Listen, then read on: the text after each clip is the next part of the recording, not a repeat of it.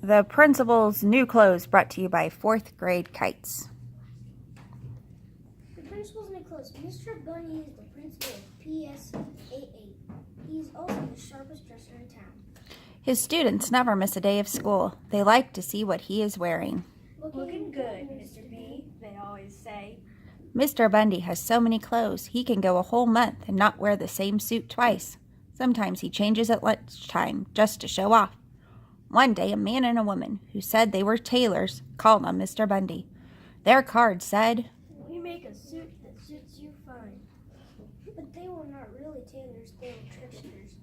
"Greeting, Mr. B," said Ivy. "How would you like to buy an amazing kind of suit?" "I have so many suits already," said Mr. Bundy. "Ah, this is no ordinary suit. It has special powers," said Mo. "What do you mean?" asked Mr. Bundy. Mo looked to his left, looked to his right. Then he whispered in Mr. Bundy's ear, "We make our clothes from a special cloth. It is almost invisible to it. It is invisible to anyone who is no good at his job or just plain stupid." "Really?" said Mr. Bundy. "Yes. Only way you look great. You can find out if anybody in the school is no good at his job or just stupid." Said Ivy. "That's amazing," cried Mr. Bundy. "Now you just take off your jacket and lift up your arms, sir. We will take your measure," Said Ivy, grinning. mumbled Mo. The next day, Mo and Ivy set up in a workshop in the gym. It was not long before the whole school heard about the amazing cloth and wanted to see it. Students asked to be excused to get a drink of water.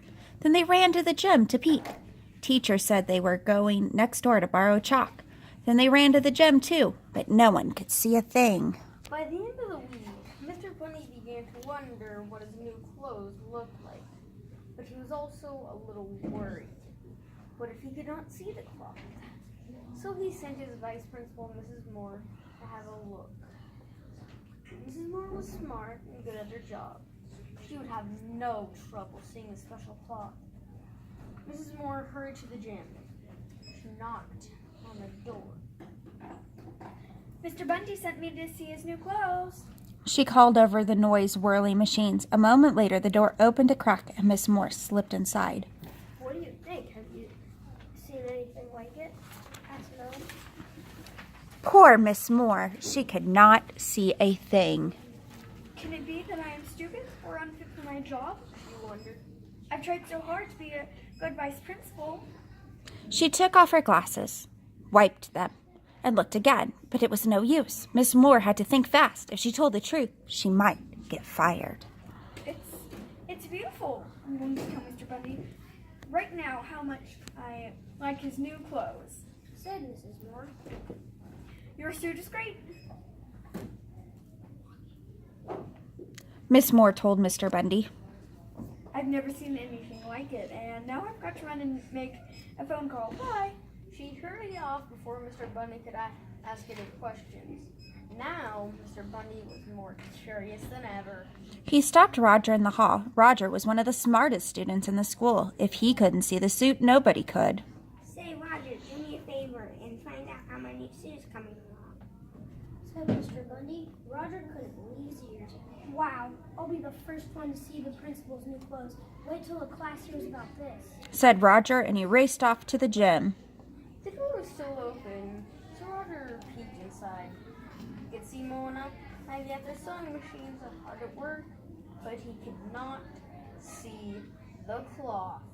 "Oh no, if my teacher finds out I can't see this cloth, she'll say I'm stupid. She'll fail me for sure."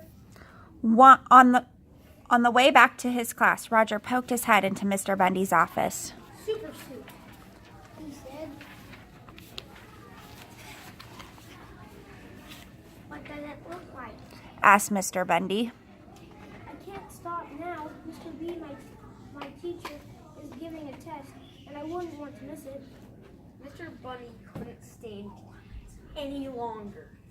"I'll have to go see for myself." He marched down the hall and walked into the gym. Mr. Bundy looked at the empty machines. He blinked once. He blinked twice. He began to tremble.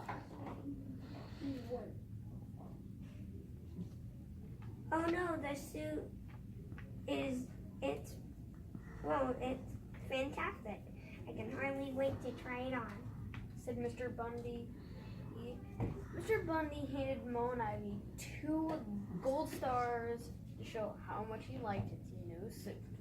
I'd like to wear the suit to the assembly tomorrow, but I guess it won't be ready. He said. He turned to go. Yes, it will. We'll work on it all night and bring it to your house in the morning, said Mo.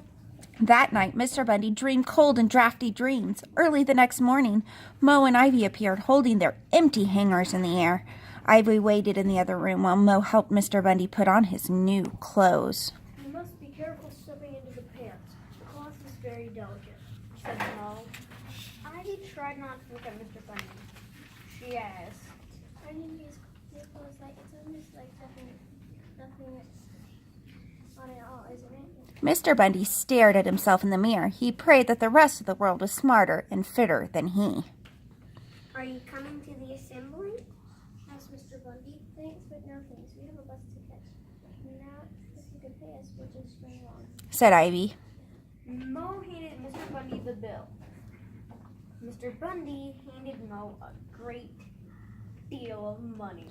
On the way to school, Mr. Bundy's neighbors all raved about the clothes they did not see. After all, they did not want their friends to find out that they were stupid or no good at their jobs. Mr. Bundy walked into the auditorium. As he walked down the aisle, he could hear whispers all around him. Mr. Bundy thought he must be the only stupid person in town. Suddenly, a kindergarten child called out. The principal's in his underwear. That did it. Everyone burst out laughing. The truth had been told. Mr. Bundy and the teachers and the students knew they had been tricked. No one had been willing to tell the teachers because they were worried about what others would think of them.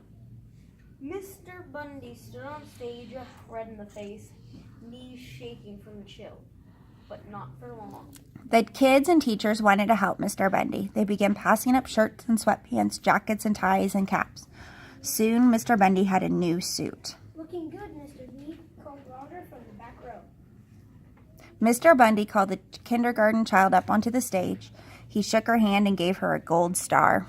Thank you for telling the truth, Alice, He said, Everyone cheered. They knew Mr. Bundy was smart and good at his job, and they all agreed Mr. Bundy was still the sharpest dresser in town.